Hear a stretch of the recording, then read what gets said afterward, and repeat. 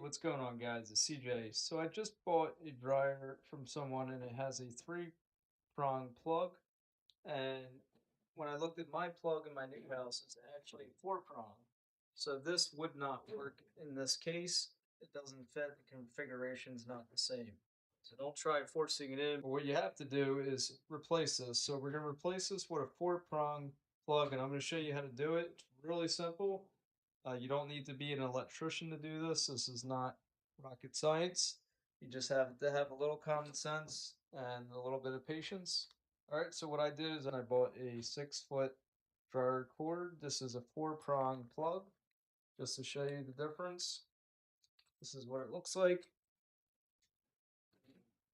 So now I'm going to go ahead and show you how to replace this. Very simple. So what do you need? You need a screwdriver. I would recommend magnetic. And then you want to get a socket wrench. It's going to be 1/4, a quarter size is what you need.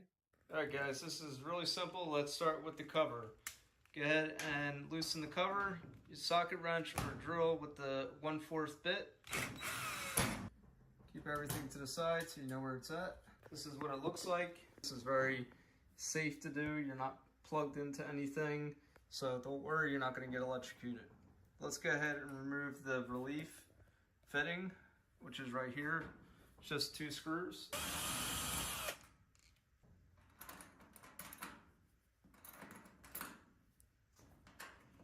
Now this is like tucked underneath, should come right out. And then the bottom, this what it does is it keeps this in place so that it's not pulling. Strain fitting, it just prevents it from straining and getting pulled. Now we need to unscrew these 3 because we're removing this cable. There you go, just fell right out. So let's go ahead and open this. Alright, so we got a little plastic wrapped around this. Should just unravel.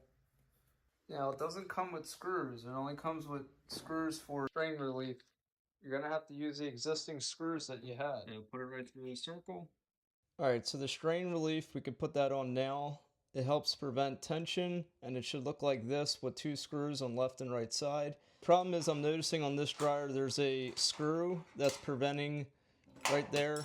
Take this out so you can see it. There's a screw right here, so basically what's happening is the strain relief can't sit flush against the back of the dryer because that screw is blocking it. So it's angling down and not allowing for it to clamp down flush. So I'm going to remove that little thing. It's really not serious to remove that one screw. The dryer's still being held on around the frame on the back perfectly fine. Alright, and the strain relief can feel like a little bit of a challenge.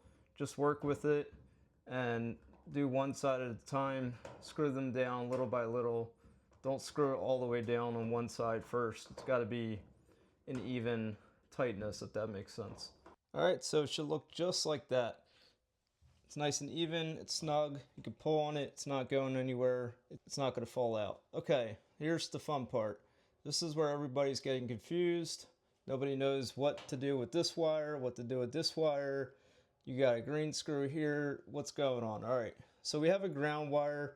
The ground wire comes with the new cable and it grounds the dryer. So this is a jumper cable that basically was a same thing. It was a ground cable, but this is no longer needed. So we actually need to remove this, okay? This can be very confusing because you're like, well, it's a white wire, it should go here with the neutral.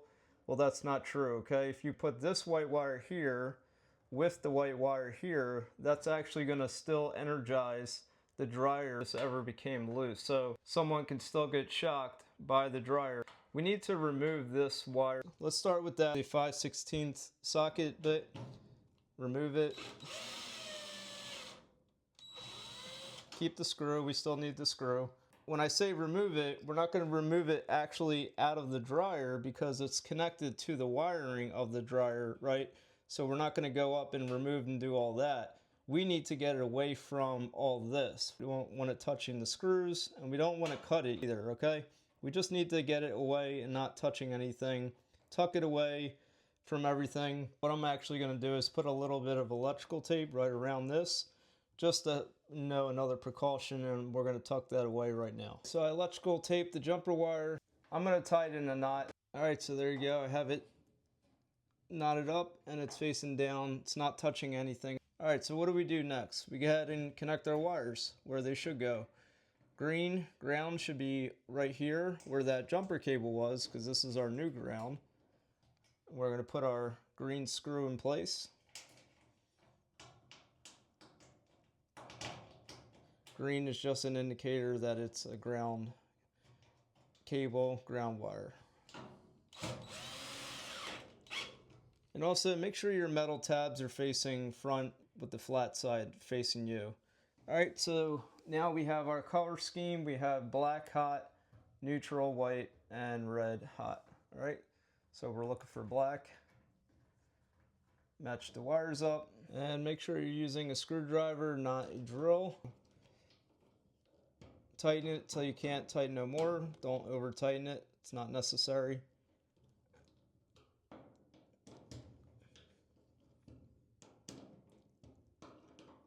They're all tight.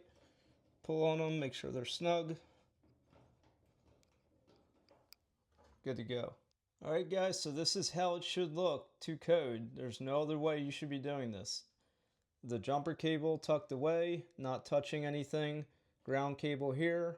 Black hot left, neutral white in the middle, and the red hot to the right. And I have verified this with an electrician. This is the way it should be. The next thing, we're going to go ahead and place our cover on. Cover goes on this way. Now you have this little metal strain relief tab there. This will still go in between. You just need to push down pretty hard and that will fit in there flush. Put your screw in place. Once you hear that noise, you know it's fully tight. You don't need to keep tightening it. So this is not coming off. This is secure. That's all in. And I actually have to connect my dryer vent. Okay, that plug's fully in. I want to make sure I get my coil on, my dryer vent coil on. So this is pretty simple. You need to have 2 clamps. You need 2 clamps, one on each side. Dryer vent at the bottom there, make sure that's connected. I just did that. And let's go ahead and make sure this is working. I'm gonna push this back. Just wanted to get my dryer vent on there. Alright, so once you get your plug in and your coil's good to go down there, make sure that's tight on both sides, clamp down. Just testing it, there's nothing in the dryer. Yeah, it's good to go, guys. Simple as that. That is how you change a 3 plug to a 4 plug on a dryer. Hope you like this video. Like, subscribe, and comment, and I'll see you in the next one. Peace!